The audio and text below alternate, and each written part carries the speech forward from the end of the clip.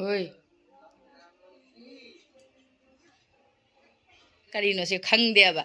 Hi ma'am, good morning ma'am. Hojise ayuk ne ngali nungsa yam sari hojise adu ngasi di phi gase sura di kanga da mong male ba. Ado ma'am di breakfast ka loina tawnara mane na khali ai di khitang di thenge. Ba skun chakhare ima chat paloiraga amuk yumgi thabak sing losala phi mu phodo phojin tawloiraga aina tamna ai chu cha tha ke na ne ai chu breakfast taw ge na ai hojik ta tawbada ngai ado ai breakfast se khoi yumdagi porak yumdagi porokpa sahaudo aduga doidi chaja kharaga ne cheng kharaga ngarang nungthang se ina tingamme ado hoje grinder da takhairaga ai tamai tan haurini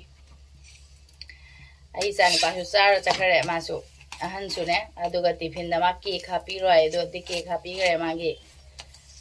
ado ngasi dei suijani pa gi second nutrition ne abang asi haurin asi second nutrition loiba winter vacation pira arani ado hoje asisega ai saga phajana thani lore gi tanso ama ka thokhare mathakse kara kar sunu kem launa bain tabna asida masak phajare aduga cha su somda lore thaurani khoi paru ka dene age paru dang di kai chare paru khoi paru di megi ga keno ga budi cha khara sukka aduga ga sidana ai gi cha leire Lamin ba? Lamin ba nang like taw ra ba na? Nang si chaga dro padu? Nei. Kai gi? Na. Aya. Pura man law ra ka pai khai khare ne chik khare ma de. Na na. Charu hai ra ma ga. Charu mama charu khara. Pura. Nei.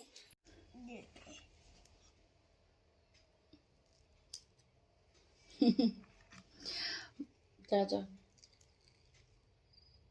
Masa su chaning amuk cha su chaning da ma di pizza ba wa grajane khoi paru se pinge da na khara pharame ado hojik chengi tan se haw bani yum dagi chatpada momuk chatpada chahau kha ka porak ba se ina sumaina tani chai ba thangai sengna chahau oina thonga ga di chaning dia ba kari finish kai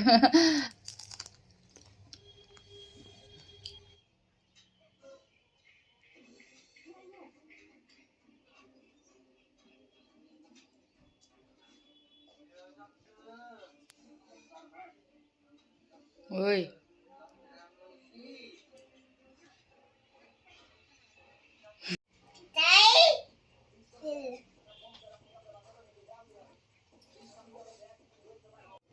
Aso je puma par makai tara breakfast loire akoi paru jong aigon aina cha tha made masu khara thakke lau ghara man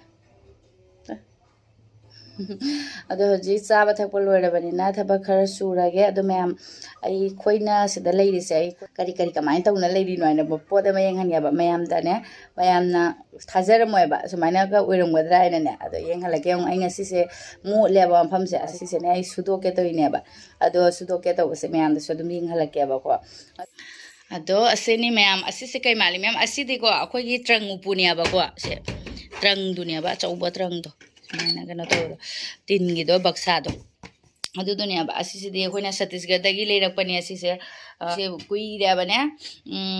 kuire ai khoina Chhattisgarh da leire se 2010 da leiraga 2012 to posting oina la ine ba adu matam do da ne pochei do amukta da asi manung da hana na khoina Chhattisgarh da leira matam da mungpak oina sijinara me ba phamung ne adu se da hapchale do macha masu porpur ma se da loin challe asau bani ga manung bo lei go ase ai keno tawdra ba ado udre chaudi chawi camera se da chawba man da ba dikhang da achau bani ba duna se da pochei ya amana di se ga da khoi sumo pak to gi manung da akoi liki pochei kai loi hapchale ba kai da na ba gi ado gari da tharak ba da se da kam nungai khara asi de trang upuni ba ko adu asi se ma'am kari male asi se kari werong ba da male aina si khanjan thammi se yam nokning mani su puthora yam nokning duine khoi ne mok laga as nangi jugar si dia e ado si mathak sida hoji yum dagi lak bagi di pungchai chai ko phajana ga tham de je se chalo lambagi duni si se ado ri sida pungchai chai le re gi kadawni yum se pik banina sum seda oina season seda sum egi dressing ne ba the makeup ki posai khara leire ado hoji asi se sing doctor ne ba khoina ne se da phatam yam tare yum da salingai da ne khoina yum da thou ba se bathroom da ꯑꯩꯈꯣꯏꯒꯤ ꯏꯁꯤꯡ ꯆꯦꯛꯁꯤꯟꯅꯕꯒꯤ ꯀꯩꯅꯣ ꯂꯩꯕꯗꯣ ꯃꯥꯒꯤ hall ꯂꯩꯕꯗꯣ ꯑꯗꯨ ꯍꯣꯜꯗꯣꯅꯦ ꯑꯩꯅ ꯁꯝꯒ ꯃꯌꯥꯝ ꯄꯜꯂꯤ ꯏꯁꯤꯡꯁꯦ ꯐꯠ ꯂꯥꯎꯅ ꯆꯠꯇꯦꯅ ꯖꯥꯂꯥ ꯑꯃꯈꯛꯇꯤ ꯈꯥꯔꯝꯃꯦꯕ ꯑꯗꯨ ꯖꯥꯂꯥꯗꯣ ꯑꯩꯅ ꯑꯩꯗꯤ ꯅꯝꯊꯨꯗꯅ ꯊꯨꯗꯦꯛꯈ꯭ꯔꯦꯕ ꯀꯨꯏꯔꯦꯗ ꯑꯗꯨꯗꯣ ꯀꯨꯏꯔꯕꯩ ꯋꯥꯔꯤꯅꯦ ꯊꯥ ꯑꯩꯈꯣꯏꯅ ꯍꯦꯛ ꯂꯥꯛꯄ ꯃꯇꯝꯗꯒꯤ ꯊꯥ ꯑꯃꯅꯤꯃꯨꯛ ꯂꯩꯔꯒ ꯑꯩꯅ ꯏꯁꯤꯡ ꯆꯠꯇꯦꯅ ꯑꯗꯨ ꯊꯨꯗꯦꯛꯈ꯭ꯔꯦ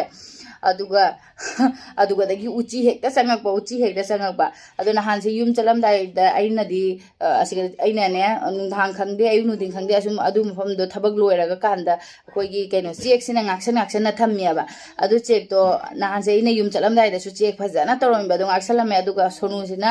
ꯌꯨꯝ ꯆꯠꯂꯝꯗꯥꯏꯗ ꯃꯥ ꯑꯦꯌꯥꯔꯄꯣꯔꯠꯇ ꯀꯩꯅꯣ ꯃꯄꯥꯟ ꯊꯣꯛꯅꯤꯡꯗꯅ ꯈꯣꯠꯅꯤꯡꯗꯅꯕ ꯍꯥꯏꯅ ꯃꯥꯅ ꯑꯗꯨꯗꯣ ꯍꯥꯡꯗꯣꯛꯑꯒ ꯃꯥꯗꯤ ꯃꯄꯥꯟ ꯊꯣꯛꯑꯝꯃꯤꯕ ꯖꯥꯠꯅꯦ ꯑꯗꯨ ꯆꯦꯛꯇꯣ ꯍꯥꯏꯖꯤꯟꯕꯤꯔꯝꯗ꯭ꯔꯦ ꯑꯗꯨ ꯍꯥꯏꯖꯤꯜꯂꯝꯗ꯭ꯔꯕꯅꯤꯅꯅꯦ ꯌꯨꯝꯗꯒꯤ ꯂꯥꯛꯄ ꯃꯇꯝꯗ ꯎꯆꯤ ꯍꯥꯏꯗꯨꯔꯥ ꯀꯔꯤꯅꯣ ꯈꯪꯗꯦ ꯎꯆꯤꯁꯤꯅ ꯃꯊꯤ ꯐꯥꯏꯖꯤꯜꯂꯝꯃꯤꯔ ꯀꯩꯗꯧꯔꯤꯅꯣ ꯈꯪꯗꯦꯕ ꯑꯁꯨꯝ ꯈꯪꯗꯦ ꯎꯆꯤ ꯃꯊꯤ ꯍꯥꯏꯗ꯭ꯔꯣ ꯑꯩꯁꯨ ꯄꯤꯇ꯭ꯔꯨꯅꯦ ꯀꯩꯅꯣ ꯇꯧꯅ ꯂꯩꯔꯦ ꯑꯁꯤ ꯃꯊꯛꯁꯦ ꯀꯩꯅꯣ ꯑꯁꯤꯒꯤ ꯃꯊꯛꯁꯤꯗ ꯑꯩꯗꯤ ꯀꯩꯅꯣ ꯇꯧꯔꯝꯃꯦ ꯇꯥꯔꯝꯃꯦꯕ ꯑꯗꯣ ꯍꯧꯖꯤꯛꯁꯦ ꯁꯨꯗꯣꯛꯀꯦ ꯇꯧꯏꯅꯤ ꯑꯗꯨꯁꯨ ꯄꯣꯠꯁꯦ ꯊꯝꯐꯝꯒ ꯂꯩꯇꯦꯗ ꯄꯤꯛꯄꯅꯤꯅ ꯑꯗꯩ ꯁꯤꯗꯁꯨ ꯕꯥꯜꯇꯤꯟ ꯑꯅꯤ ꯂꯩꯔꯤ ꯁꯤ ꯕꯥꯜꯇꯤꯟꯁꯤꯗ ꯐꯤꯔꯣꯟꯅꯤ ꯑꯩꯈꯣꯏ ꯄꯔꯨꯒꯤꯁꯤꯗ ꯁꯣꯅꯨꯒꯤ ꯑꯁꯤꯗ ꯑꯗꯣ ꯑꯩꯅ ꯌꯥꯝꯅ ꯌꯦꯡꯍꯟꯅꯤꯡꯉꯤꯁꯦ ꯑꯁꯤ ꯃꯈꯥꯗꯩ ꯄꯣꯠꯁꯦ ꯀꯔꯤ ꯑꯣꯏꯔꯝꯗꯣꯏꯅꯣ ꯍꯥꯏꯅ ꯁꯨꯝ ꯈꯟꯕꯗ ꯎꯕ꯭ꯔꯥ ꯃꯌꯥꯝ ꯀꯔꯤ ꯑꯣꯏꯔꯝꯒꯗꯕ ꯃꯥꯜꯂꯤ ꯑꯗꯩ ꯂꯧꯊꯣꯔꯛꯀꯦ ꯌꯦꯡꯉꯨꯀꯣ ꯀꯩꯀꯩ ꯑꯣꯏꯔꯝꯒꯗꯒ ꯃꯥꯟꯒꯦ ꯌꯦꯡꯉꯨ ꯃꯌꯥꯝꯅꯗꯤ ꯑꯗꯨꯝ ꯂꯥꯛꯑꯒ ꯀꯔꯤꯅꯣꯁꯦ ꯈꯪꯗꯦꯕ ꯑꯗꯨꯒ ꯑꯩꯅ ꯁꯨꯝ ꯈꯨꯝꯖꯟ ꯇꯧꯔꯕꯅꯤꯅ ꯑꯁꯨꯝ ꯃꯥꯟꯗ꯭ꯔꯕ ꯑꯗꯨꯝ ꯌꯦꯡꯍꯜꯂꯛꯀꯦ ꯍꯥꯏꯕ ꯀꯔꯤ ꯑꯣꯏꯔꯝꯒꯅꯤ ꯍꯥꯏꯕꯗꯅꯦ ꯑꯁꯤꯗꯤ ꯌꯦꯡꯉꯨꯁꯦ ꯁꯤ ꯍꯧꯖꯤꯛ ꯁꯨꯗꯣꯛꯇ꯭ꯔꯣꯕꯅꯤꯅ ꯑꯩ ꯂꯧꯊꯣꯛꯑꯒꯦꯕ ꯑꯁꯤꯁꯤꯗ ꯑꯩꯅ ꯀꯩꯅꯣꯅ ꯄꯥꯟꯁꯤꯜꯂꯦ ꯁꯤ ꯁ꯭ꯄ꯭ꯔꯤꯡꯗꯨꯅꯦꯕ ꯑꯩꯅ ꯁꯨꯝ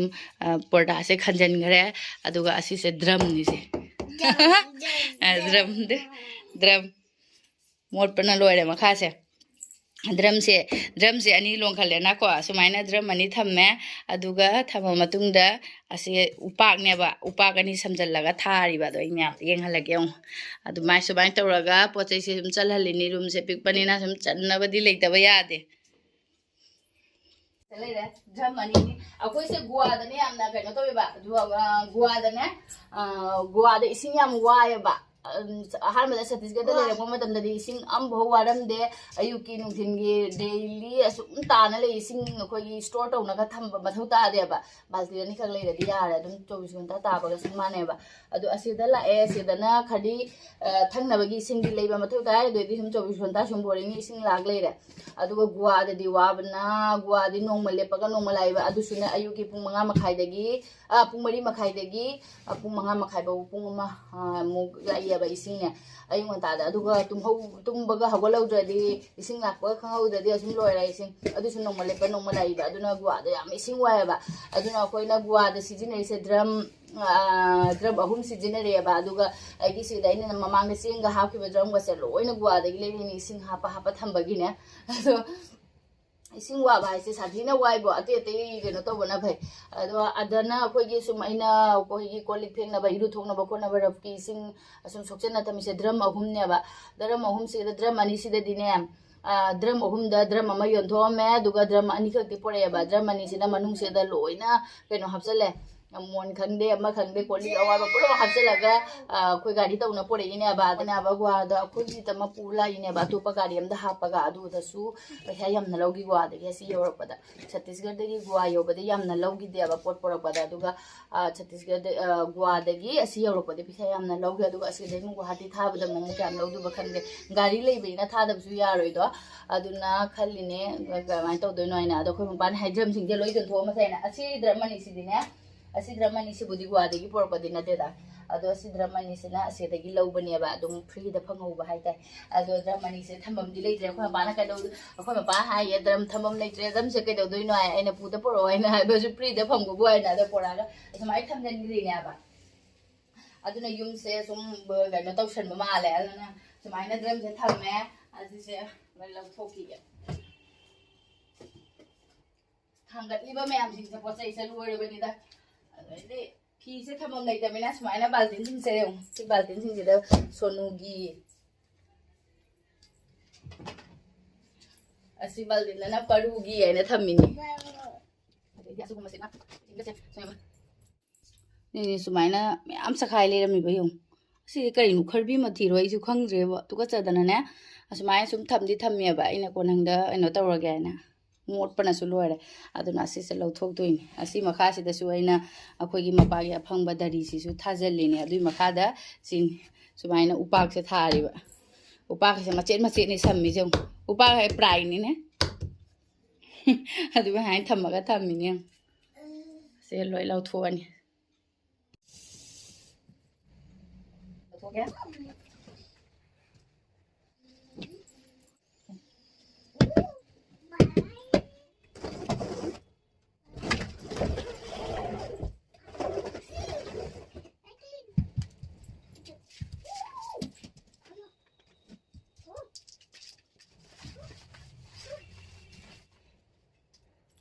मखासे कनो तौरेबा अदुम खरबीगी नतनीने खरबी नत लेरमे खरबीगी मथी नतने अदुनाने मनम नमगदराइने आइना अदुम फेराइसे नतै थोपनेबा मनमदि नममे मरोय अदो मी लेतदी खरबी ओममे युमदा खरबीदी लेतबनेबा को युमदने अदुगा उचीदी अदुम अमानि चेदोक चेंसिन तौरेबा अदो आइदु उची ओय माइन खलुरे अदो खरबी ओइना लेरमे मथक्सिदा खरबी नता गायरमेबा अदो मनमदि नमरोय अखोय मपाना हाय चत्रो सि केदो दुना सुम लेगे लेजरसनो आइना अदुम नुंगाइरक्त्रबने आई सुम इसाना सुम नुंगाइतबदो अदो असुम ngасidi खरा सु कोमे अदुम कोमा मतमना सुम सेंगदोके आइना सुम तौबने नहादैसु ए तौनु सुम सेंगदोके सुम तौबा हदि ngamdabado adumne adona कनोदि तौरा सेंगदि सुंदुयासे उम मथकसे से फजना सेंगने कंथो हिदा खरागे मखासिदा परुं नंग मथका खलु गंदा नहीं हूं तू जो मथका खलु ड्रम सिसिना मनिंग थंग दुनियाबा अदुगा सोमदना ममांग थंगमनि थंगिबसिना ममांगनेबा मथक्सिददि उपाकदो थंबा नुंगाइतबनिनाने अइना सुमाइना मनिंग थ ओइबसिना थंबा सि मफमसे लोइना सेंगदोखरामिना तैथोखरामिना सिद नाल हा हौजिक माइ मफम चंगरे ड्रम से अमदि ड्रम से नांद्रा अमसिदि नांदे से अलकातरागिनेबा असिदा दुम सिदने मोगी प्लान गी मी लेबा कांगुनने असुम पिरमबनिदा हनिसे अदो जिक असिसे उपाय लेते सि माइ फिरोन सिंगसिदि केनो तौखरागे हुंजे खरागे सिसि मम करी अमुक जोमसलुदोइनो जोमसलरोय अदुगा पर्दा सिदे सुम सुदोगने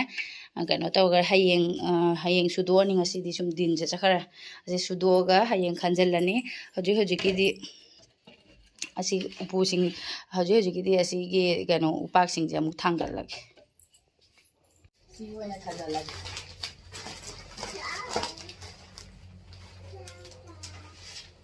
asi gi rang se oina sum thajal si makhasidi hojiki ongni khunga sik chaking laure makhaside kandhagi bani na ne phedo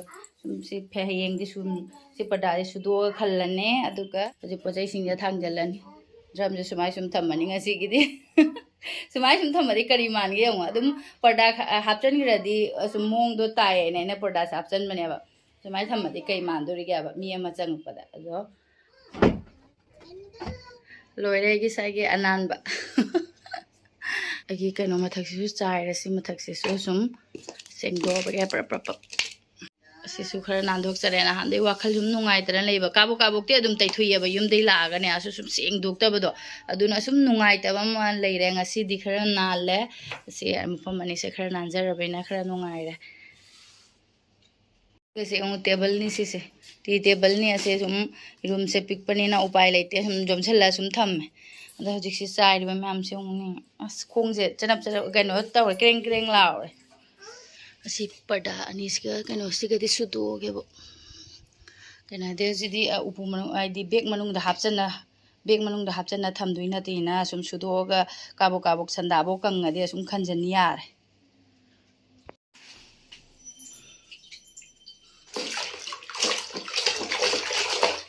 ayuk tei figure ting musu lai chani pa school gi dress angau bani ngarang football sane na moi piti dress ta sela porowai na haiba piti dress ta law hai do man ngi nai na tingjan thama si su sudri kaw ru rei di sena tingjala thamang aduga sisina singna sichalaga aduga fi se mapanda putho asura ge aduna nungai doi mar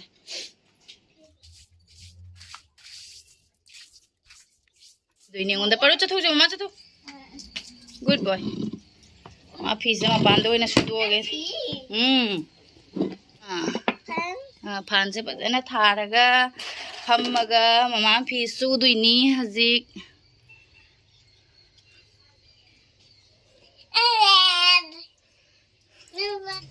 ꯐꯤ ꯁꯨꯕꯗꯤ ꯂꯣꯏꯔꯦ ꯅꯨꯡꯁꯥꯗꯤ ꯌꯦꯡꯉꯨ ꯆꯠꯈ꯭ꯔꯦ ꯅꯨꯡꯁꯥ ꯀꯪꯉꯔꯣꯏ ꯐꯤꯔꯣꯟꯁꯤꯡꯁꯦ ꯑꯗꯨꯏꯁꯨ ꯁꯨꯝ ꯅꯨꯡꯁꯤꯠꯅ ꯈꯔ ꯀꯪꯕꯅꯤ ꯀꯪꯖꯈ꯭ꯔꯁꯨ ꯎꯄꯥꯏ ꯂꯩꯇꯦ ꯅꯨꯡꯁꯥ ꯆꯠꯈ꯭ꯔꯦ ꯌꯦꯡꯉꯨ ꯁꯤ ꯕꯤꯜꯗꯤꯡꯁꯤꯅꯦꯕ ꯅꯨꯡꯉꯥꯏꯇꯕꯅ ꯂꯣꯏꯔꯦ ꯑꯩꯈꯣꯏ ꯆꯠꯈ꯭ꯔꯒꯗꯁꯨ ꯁꯥꯔꯝꯃꯗꯤ ꯐꯕ ꯐꯧꯐꯝ ꯅꯨꯡꯉꯥꯏꯇꯕꯅ ꯐꯤ ꯐꯧꯕ ꯁꯥꯊꯤꯅ ꯅꯨꯡꯉꯥꯏꯇꯦ ꯍꯧꯖꯤꯛ ꯃꯊꯛꯇ ꯀꯥꯗꯅ ꯐꯧꯒꯗꯕꯁꯨ ꯇꯜꯂꯦ ꯃꯊꯛꯇꯕꯨꯗꯤ ꯅꯨꯡꯁꯥ ꯂꯥꯛꯑꯝꯒꯅꯦꯕ ꯑꯗꯨ ꯀꯥꯕ ꯇꯜꯂꯦ ꯍꯌꯦꯡ ꯁꯨꯕꯉꯦꯅ ꯃꯊꯛ ꯀꯥꯔꯅꯤ ꯉꯁꯤ ꯈꯔ ꯁꯨꯝ ꯁꯨꯕꯁꯦ ꯂꯩꯖꯔꯁꯅꯨ ꯐꯧꯐꯝꯁꯨ ꯂꯩꯇꯕ Baru na hero ra? Hero ni ini mah. Cak. Jauh cak. Cak thong rồi cái cana de mà cái hậu nó cana de baru cái hậu nó cana de cak thong đồ ra cái. Cô lấy vài sẽ thong giờ lần đi. Ngasi cái khôi cái hizang thì đi khôi cái sab cô lấy vài sẽ nè mà cú khóc đục tre vậy nè. Khôi sốt tàu xuân mà đó tàu tre sẽ mà cú mồi nè tàu ra cái. Til hậu sanam sẽ phát anh muốn lấy sẽ tomato su hao phải. Tomato ne kayaknya mulle sis masala se mulle aduga hojik kole hawai se hazel laga mahi hapsalan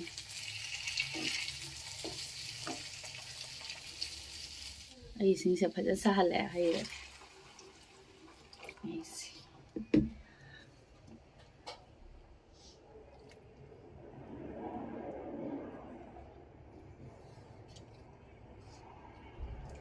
Kole hawai se phajana mulla mina ising yam haptrasu yar garam masala khara saigre agi rajma thong kole hawai thong masal loy sim takta fadigom khara loy re ai sa hijang se do ji khai do ani sida chak lei re